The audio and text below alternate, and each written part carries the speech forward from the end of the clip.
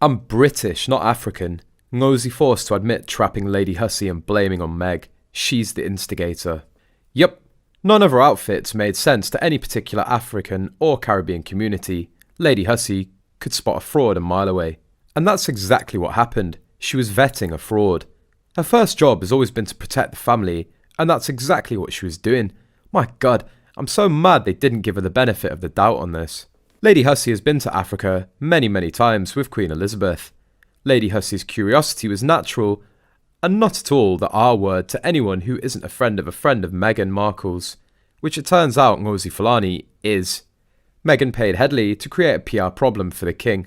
I'm not aware of any laws that were broken here. So that's the problem here. Her outfit was silly. It looked like she was wearing a sweater under a leopard print sundress. I imagine that Lady Hussey has met real African women from the Commonwealth nations who visited the Queen. She saw this silly fraudster a mile away. That's not an African costume, Ngozi or Marlene. Traditional African attires are beautiful, colourful, and have a rich tradition. Not a mishmash of seemingly dollar store clothes and wigs. Something is seriously wrong with this woman. Dressing the way she intended to look a certain way, isn't that cultural misappropriation? The woman is British with Barbadian roots and has never stepped foot in Africa. So if Marlene doesn't know her ancestral origins because they left no records, and she just decided to pick somewhere to pretend, wouldn't this be considered cultural appropriation? Shouldn't she at least know the history of whatever culture she's trying to emulate?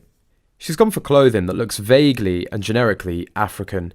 The cowrie shell necklace, every culture that ever lived by the sea uses shells for decoration, so that's no help. She's wearing an ankh, which originated in Egypt, and the animal print is completely non-specific. There are many different countries, tribal people and cultures in Africa, each with their own identity.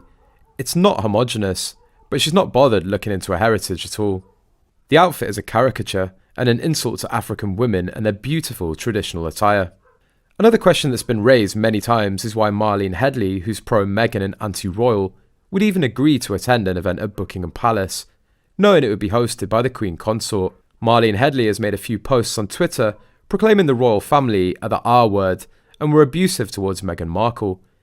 It's like saying you hate Manchester United and then buying a ticket to one of their football games. It doesn't make any sense.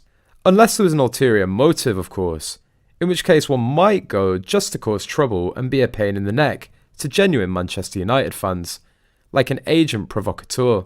If you object to something or someone that much, you don't join in and become part of it for any benign reasons. She accused them of committing domestic violence against Meghan after the Oprah chat and seems to support the abolition of the monarchy. After being denounced by real Africans, Ngozi quietly deleted posts criticising the royal family on a personal website, and even a charity quietly deleted photos or tweets supporting Meghan from the main page. Sources claim that she's being watched by the senior royal family and is constantly scared to learn if her and Meghan's plans will be exposed. Then it's definitely a blame drama.